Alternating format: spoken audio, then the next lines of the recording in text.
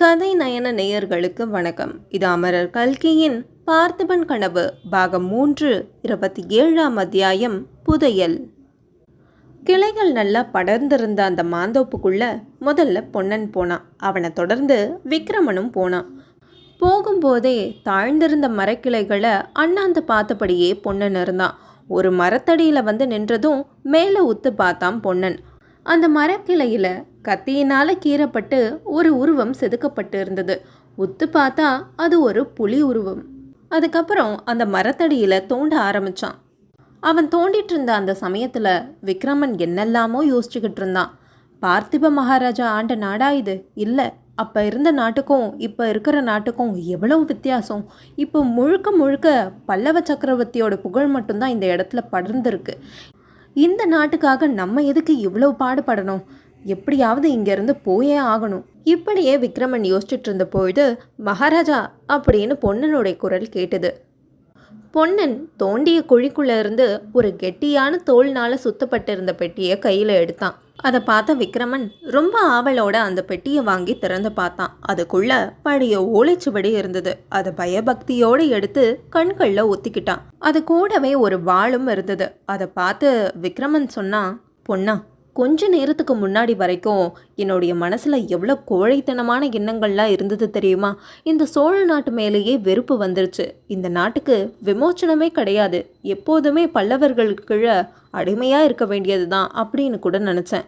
இதுக்கு தானே இவ்வளோ அபாயங்களை தாண்டி இவ்வளோ கஷ்டப்பட்டு இங்கே வந்தோம் அப்படின்னு கூட யோசித்தேன்.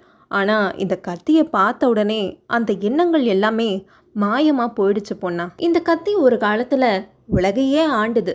கரிகால சோழனும் நெடுமுடி கிள்ளியும் இந்த கத்தியினால தான் கடலுக்கு அப்பால் உள்ள தேசங்கள் எல்லாத்தையும் வென்று சோழ மகாராஜ்யத்தை ஸ்தாபிச்சாங்க.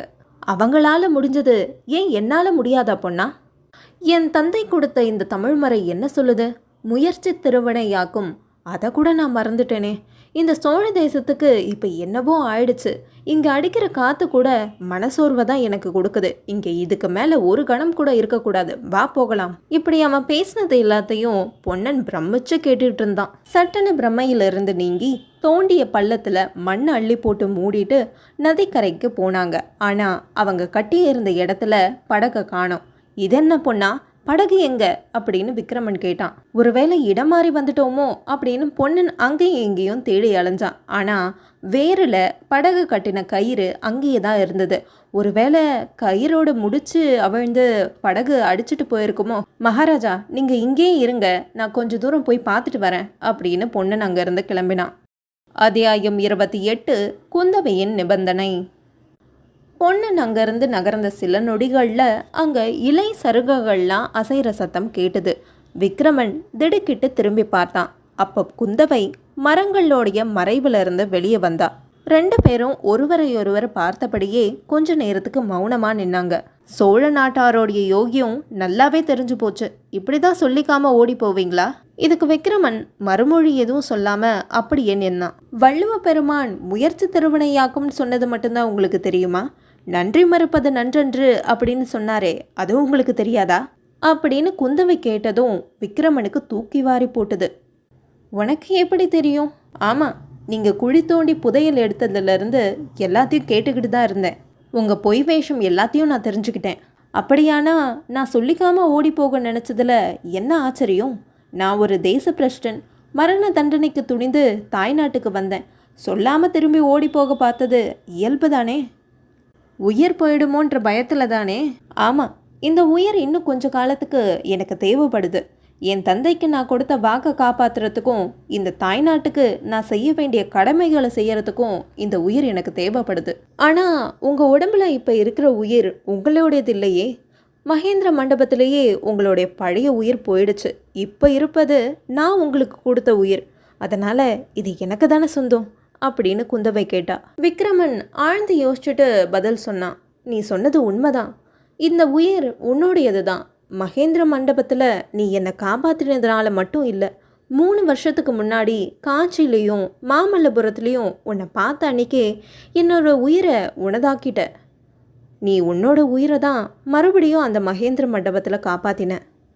இது உண்மைனா என்கிட்ட சொல்லிக்காமல் ஓட பார்த்தீங்களே, இது நியாயமா? அப்படின்னு கடுமையாக பேசினா குந்தவி. தவறுதான், ஆனால் காரணம் என்னன்னு உனக்கு தெரியாதா? உன்கிட்ட வந்து சொன்னால் பெரிய மனம் வராதே அப்படிங்கிற பயம்தான் காரணம். ஒருவேளை நீ எனக்கு விடை கொடுக்காமல் போயிட்டா என்னால் இங்கேருந்து போக முடியாதே. என்னை பற்றி இவ்வளோ கேவலமாக நினச்சிங்களா? நீங்கள் போகிறத நான் ஏன் தடுக்கணும்? உங்களுடைய கடமையை செய்கிறதுக்கு நான் குறுக்க நிற்பேனா? நான் நினச்சது தப்பு தான். நான் எல்லாத்தையும் முதலையும் உங்ககிட்ட சொல்லியிருக்கணும். உங்ககிட்ட சொல்லி உதவி கேட்டிருக்கணும். மறைச்சது ஏன் தப்பு தான். போனது போகட்டும், இனிமே நடக்க போகிறத பற்றி பேசுவோம். உங்களுடைய படகோட்டி திரும்ப வர வரைக்கும் இங்கேயே உட்காருவோம் அப்படின்னு சொன்னா குந்தவி. படகோட்டி அப்படின்னு சொன்னதும் விக்ரமனுக்கு அப்போ தான் ஒரு சந்தேகம் உதித்தது. ஒருவேளை அந்த படகை நீ தான்? ஆமாம், நான் தான் அந்த படகோட முடிச்சு அவுத்து விட்டேன். என்கிட்ட சொல்லிக்காமல் போனீங்கல்ல, அதுக்கான தண்டனை. அதுதான் உன்கிட்ட வந்து பேசுகிறதுக்கு பயமாக இருந்ததுன்னு சொன்னேன்ல. சரி, இப்போ தைரியமாகவே விடை கேட்குறேன். உன்னுடைய உதவியும் கேட்குறேன். இந்த நதியை கடந்து போகிறதுக்கு ஒரு படகு கொடு. அதுக்கப்புறம் மாமல்லபுரத்துலேருந்து போகிறதுக்கு குதிரையும் வேணும். கொடுக்குறேன், ஆனால் ஒரு நிபந்தனை.